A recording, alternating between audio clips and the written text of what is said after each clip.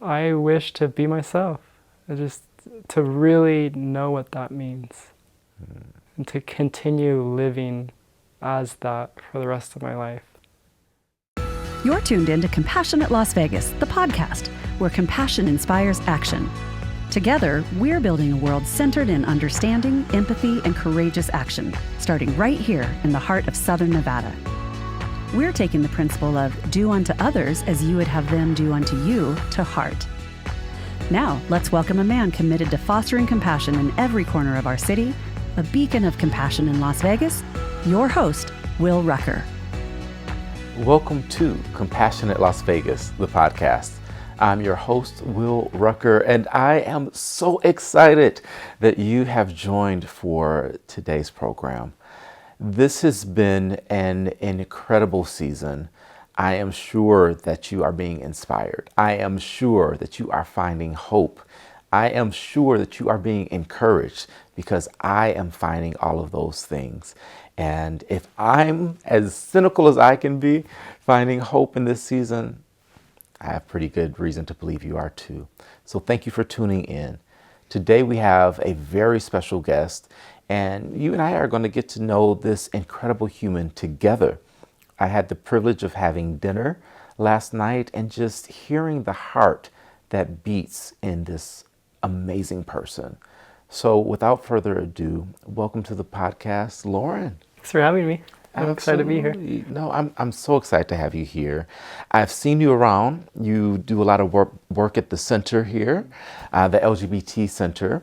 And so, just kind of fill us in. Let us know what you do. Well, I have a few different roles. I'm a content creator and a group facilitator, and I also work in digital strategy. And I'm just extremely passionate about gender healing, the idea that a gender passionate person can use their gender exploration as a means of tapping into a deeper, more universal, more compassionate, more aligned, peaceful way of being, and that the path that they're walking, gender, is the way that they orient themselves, and based on like how they engage with that path, with that life experience, it can lead them to just an incredibly connected and vibrant and creative way of life. And so I have different skills where I sort of am hoping to just create a container around those types of people. And so that's what my work at the center revolves around, developing programming for trans people. And then with my content creation, like my YouTube and my podcast, we're also talking about similar topics and just helping to, I guess, activate and unify a community around the world and bring them together and just have very connected, compassionate, vulnerable conversations, and then generally healing is an outcome of that heart to heart. And healing is a big deal for our world today. Before we get into that, your podcast is called Gender Alchemy. Yeah. Where can we find that? Tell us how to get all of that. Well, it's everywhere. It's on YouTube and all the platforms. So you can search Gender Alchemy, or my name is Lauren Sunshine, so you can go to laurensunshine.com and just find out more about my offerings there. Oh, you've got a .com with your name. Oh, yeah. Oh, fancy. I lucked out. That is amazing. So a couple of things you said, and you've been participating in the Charter for Compassion retreat. Yeah. We're really blessed to be able to film on location here. Most of our episodes we do just, through an online platform. But something you said at dinner really sparked within me. And it was to the effect of accepting the world and offering forgiveness. Yeah. Tell us a little bit about your journey to acceptance and what forgiveness means for you. Yeah. Well, I think that the beginning chapters of that kind of a journey starts with resistance and pushing back and being angry and generally looking at life circumstances and saying, things should be different, that person should be different, and just sort of having that in general life orientation, even if you don't consciously say those things to yourself, there's kind of that subtle energetic relationship with your surroundings that feels like a fundamental no. And so I had just a lot of training in that way of being, and at some point I didn't necessarily, when you're in that kind of a life experience, it's kind of hard to turn around and recognize that that's what's happening, but that way of life elicits just a lot of pain and suffering, right? And so eventually I reached a point where the suffering and the not okayness became so intense and so extreme that I guess I started, the way that it started was like this sort of recognition that I wanted to feel different. I wanted to feel more aligned and peaceful and balanced. And even though I didn't necessarily know how to get there, I had to take a look at my life and a really close analysis of my relationship with myself and all the things around me and say, is this really working? Is this serving the larger project of this vision that I have for myself, where I want to just, be a kind, like, just have that kind of we all have that sort of vision of ourselves where we can see the path forward, in the sense that we're living in alignment with how our life is meant to be, if that makes sense. And so yeah, it just started with extreme challenge, and then there was a perspective shift where I wanted to find a different way of being, and then that thread of curiosity led me to trying new perspectives on.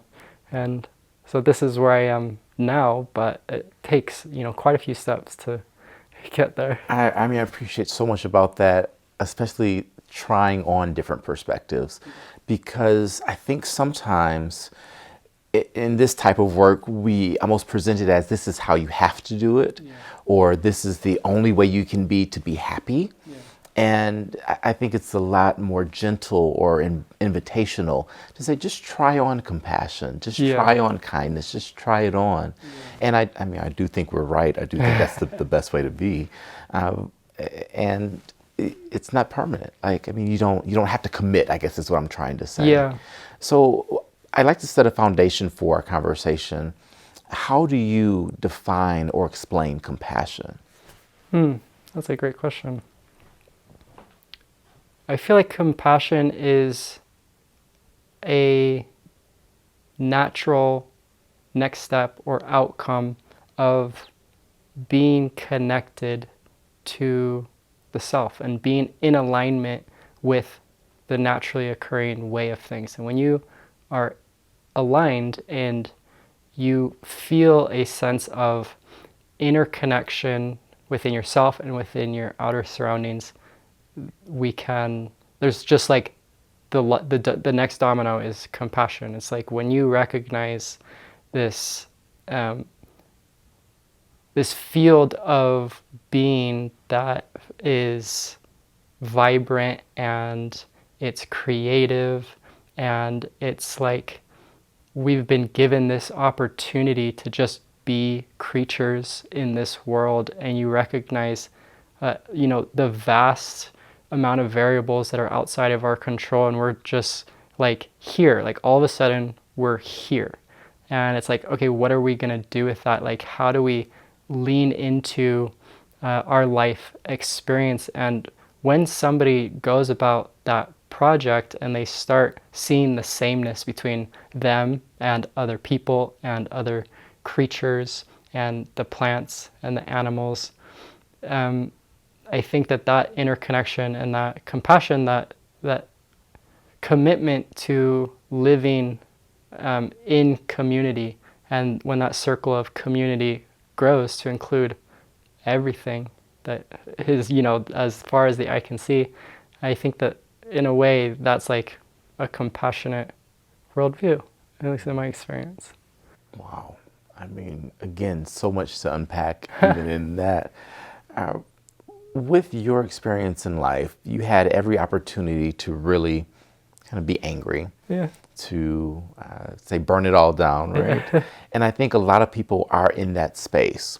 I look at what's happening in Alabama, at what continues to happen in the Middle East, at what's happening with Russia and Ukraine, and the list goes on and on across the entire globe.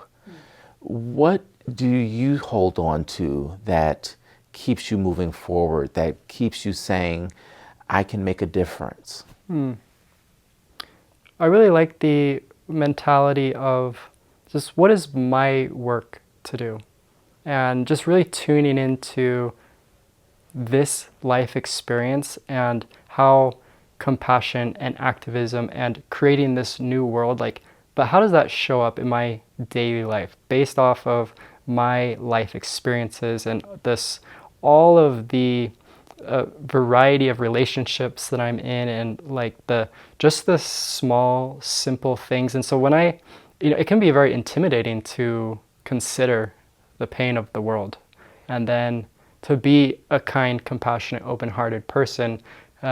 There's also this idea that you can kind of take on that pain, and all of a sudden now you're weighed down by things that are so far outside of your own domain. And so it's really been just tuning into, okay, this sort of acceptance, forgiveness. Okay, this is what it is. This is what's happening, and to not turn away from it, to be able to really see it. And then it's like, okay, an intelligent response would just be to live the best life that I can, and to not take ownership of healing, in the sense that, like, putting healing within my personal agenda, like, oh, now it's my responsibility to go out and fix all these things. But instead, I feel like my responsibility is to just live an aligned life, and to have integrity with my relationships with people, my relationships with everything. And then healing is an outcome of me just being myself. And so then when the project becomes, all I have to do is be myself, well, that's a lot simpler. That's a lot more manageable, right? I mean, I don't think we're still tweeting these days, but whatever the thing is we're doing, I think we're threading. We need to thread that. Yeah. Healing is an outcome of being yourself. Yeah. That's fantastic. Yeah, well, if you consider evolution and just like life organisms, like we're self-healing, self-generating, like that's just imprinted into our DNA. And so I think that the project of healing becomes a lot simpler when you tune into just the organic substance that we are made of, and how it has its own healing inclinations, and that those are just going to be an outcome of you tuning into these primal aspects of your own life experience. And again, the project of healing, a lot of the way you frame it and phrase it, just I really appreciate it, because it's so accessible that way. So what do you do when you get it wrong? So when you aren't sunshine, but you're like thunder. Yeah. Like, what do you do in those situations? Yeah, well, like compassion. But there's the idea of like, perfection is found in the imperfection. And so giving myself permission, because I don't want to be in the box of being a kind, compassionate person, right? Sometimes kindness and compassion shows up in different ways in different situations. What's right today might be wrong tomorrow.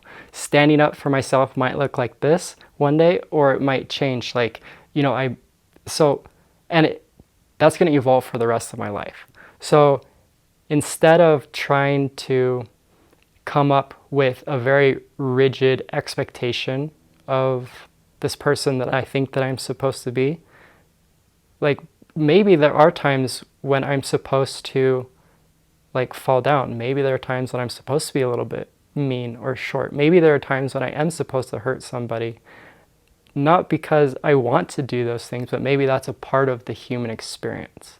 And that those dimensions of my experience ultimately lead me, like, they're clarifying who I want to be, how I want to live. And if I don't have those sort of friction moments, then the stone doesn't get any smoother. So it's almost like I can just roll with it, and honor that I'm a work in progress and practice what I preach, and really just make it about me and my commitment to being me, and forgive myself for not always conforming with the mind's projections of who that me is supposed to be. What does forgiveness mean for you? Forgiveness is related to putting down a burden, and that burden is related to sort of this fundamental no, sort of this like, I'm mad at you, I can't, like, when I make things about other people, about external circumstances, and I make my focus about them, it creates a sort of weight within myself, because those things are not, they're not workable. Like, I can't just snap my fingers and change you into a different person. Like, that's, and if you were to treat me unkindly and that moment passes, but all of a sudden I'm holding on to that idea that you shouldn't have done that, or that, like, oh, I need something from you in order for me to feel better, that just feels very disempowering. So I think that forgiveness is this mode of being where I'm like taking my power back, and all the things that I'm able to let go of, I let go of them, and then I just make peace with the everything that is outside my control. Yeah. One big thing outside of your control is how others perceive you. Yeah. And one of the themes for this season of the podcast in particular has been addressing diversity and difference, and embracing difference with curiosity versus with distrust. Yeah. How do you navigate a world that makes judgments about you without knowing you? And how do you foster a welcoming perspective of diversity in the spaces that you inhabit? Well, first I'll just consider, what am I asking of the world? So I'm asking the world to be accepting of me and to give me a chance to be myself. And, the list goes on of my asks and my needs. And so if I were to flip that and like, okay, because I can't control other people, but what can I do about this situation? Well, something that is in my control is, am I able to flip that perspective and actually give that very thing back to the world? So the things that I'm asking of other people, am I able to be that for others? And because, again, this is like my opportunity to create the world that I want to live in. And if I'm constantly allowing other people to be who they are, which includes people that judge me, which includes people that treat me poorly, which include people that are actively working to take away my rights, like, if I can recognize our common humanity, if I can have compassion for them, and not from this like ooey gooey, like, because it sounds cool to say something, but like actually truly do that work and to see somebody through the eyes of the compassionate heart, all of a sudden that becomes my world, right? And people are, no matter what, there are gonna be those moments when people don't accept me. Like, that's never gonna change for the rest of my life. So it's not like I can just eliminate those types of experiences and those types of people, but what I can do is create an inner environment and immediate surroundings with all based off of my orientation and how I'm treating people and how I'm interacting with the world around me. So what I just heard you say is you want to be the change you wish to see in the world. Yeah. Yeah, I love that, and that's really quick detour on my story, right? Yeah, please. My first time kind of engaging with the Moonridge group, who is actually Compassion Las Vegas is a program of Moonridge group. But at the first like breakfast or luncheon I went to, they had little placemats with different sayings. Everyone was different around the table, and my assigned seat just so happened to say, "Be the change you wish to see." And that's been like my motto personally. It was my mom's motto. She had it on her desk at work.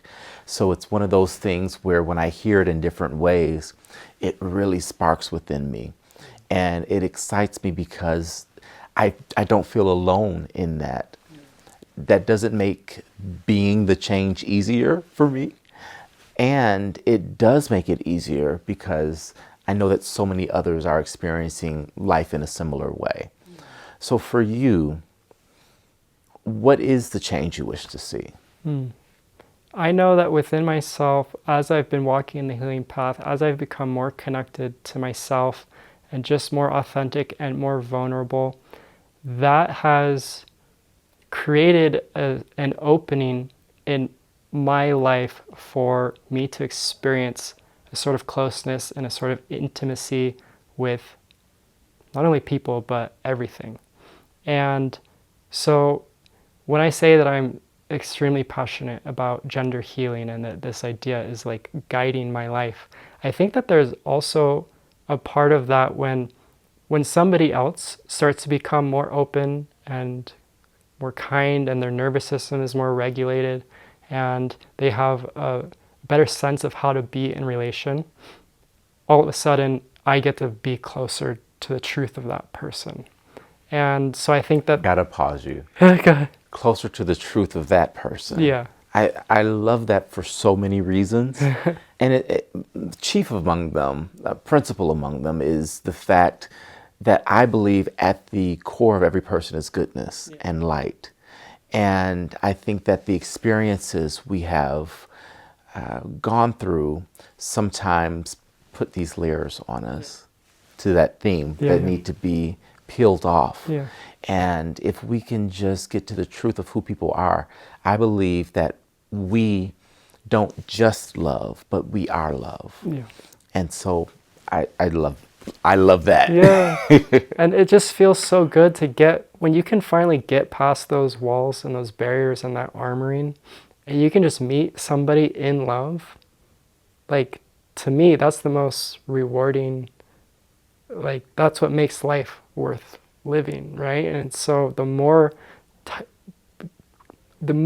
that I can experience that, and it's just, there are times when you don't have those types of relationships in your life, or you don't know how to be in those kinds of relationships, or you're in a chapter of life where you just don't have access to healthy people. And for me, I spent a lot of years in those chapters, and so that person might wonder, like, well, how do I experience that intimacy, that closeness, that being in love? And so for me, I turned to the natural world, just the elements, the earth and the sky and the trees, and that's actually how I learned how to be in relation with people. As I learned first how to be in relation with myself, and then with the land, and with just everything that was kind of outside the human dimension. It's almost like I needed that sort of training or that sort of initiation, and then I brought what I learned from that into my human relationships. And I think it's important to highlight that kind of stuff because the human dimension is so messy, and it's always going to be messy, and we don't have access to the people that we want to have access to, or the parts of ourselves we want to have access to. And so it can almost be easier to be intimate with a tree and to have a heart-to-heart with a tree than it can be with another person. So I think that that's a good starting place for a lot of people. At least it was for me. Yeah, and I love that. In my high school years, I went to a boarding school in the middle of basically the forest. We had a lake on each side and trees in between. And there was such a magic to that space and such a authentic school of development that happened outside of the classroom, that happened in nature. Oh, yeah. And I just resonate with what you said. And I'll also share, I have 3 dogs right now. Yeah. And I have 2 turtles and an assortment of fish. But my dog, I'm thinking of in particular, his name is Pee-wee. We call him Mr. Wee. But he's a little 10-pound Yorkie. And he's consistent. And I think that's the difference between the human messy element and nature and animals, and even my turtle is consistent. I have two. One is Fred, one is Ethel. Fred wants me to feed him all the time. That's what he wants. Ethel, she's fine. She just goes about her business. But it's so interesting the personalities they have, but they're far more consistent than my human relations. Yeah. And I think that is a great way to begin exploring, especially if you've experienced significant trauma. Exactly. To be in a safer, because there's no like safe, right? But there's safer. And being in those spaces really gives us the opportunity to then just try on, as you would say, some of these other relationships. So I really appreciate you sharing that. Now, you also do breath work, if I understand correctly. I do, yeah. Talk about the breath. Well, I think in general, breath, in my experience, it's been very much associated with the nervous system and my ability to feel safe in the world. And so breath work, I don't need to turn it into some crazy modality, but it's just like all of a sudden becoming aware of the breath and taking time throughout the day to just breathe and to be aware that you're breathing. And it doesn't matter, like the breath is the constant throughout our entire life experience. And it's almost like breath is this in and this out, which is related to like duality, which is polarity, which is like how the 10,000 things came to be based off of, different spiritual lineages. But there's embedded within breath, there is an ability to tap into primal truths about the nature of our universe and how creation works.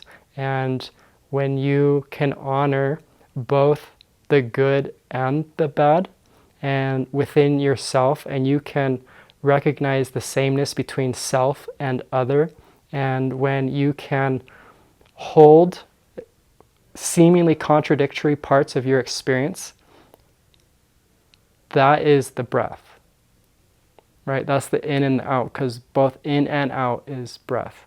And both the part of myself that I don't like and the part of self I do like, I am not there's nothing that's existing in isolation. That's what I'm saying, right? I don't exist in isolation. I exist in relation to you. You are the other side of me. It's the same coin. And so that looking at life as the entirety of the coin, as opposed to getting stuck on this side or that side. And that's where, at the root of divisiveness is getting stuck on one side of the coin or other. So when you become aware of your breath, you become aware of everything. I think some of the most profound things in life are the most simple. And just taking time throughout the day to be aware of your breath is such a powerful practice. It's something that I've chosen to learn and to employ in my day-to-day. Just breathing. If I'm in a meeting and I'm like, this is getting on my nerves. It's amazing how the entire body responds to that breath. I think that's really powerful. So let me ask you this. The world is changing, evolving. There are lots of conflicts, but there's also lots of advancement. Things are changing faster than we can keep up with. What's the one thing that if you had a billboard and you could say anything and the whole world would see it, what's the one thing you would say? I would tap into this idea that your birthright is healing and compassion and love. And that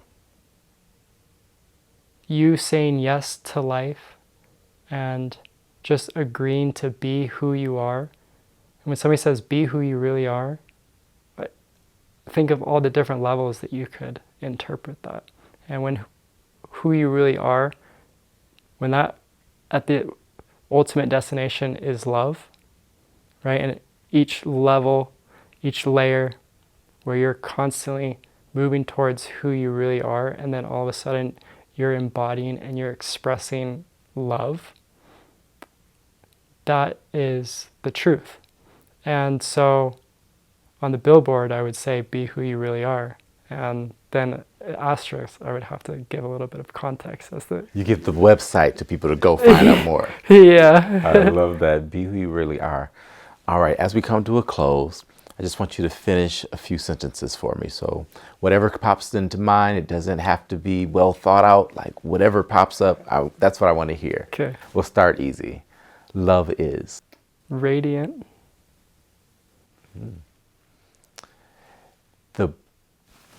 The best things in life are? Simple. If I had one wish? I wish to be myself. Just to really know what that means. And to continue living as that for the rest of my life. Wow. Last one. I am? It's already been finished. That's what it is. Wow. All right, I'll take that. I love that. Wow, no one's ever actually said that before. Yeah. Wow. That's what we have in common, right? That's that link between us and all of life. Well, Lauren, this has been beyond a pleasure. Likewise. Thank you so much for joining the podcast.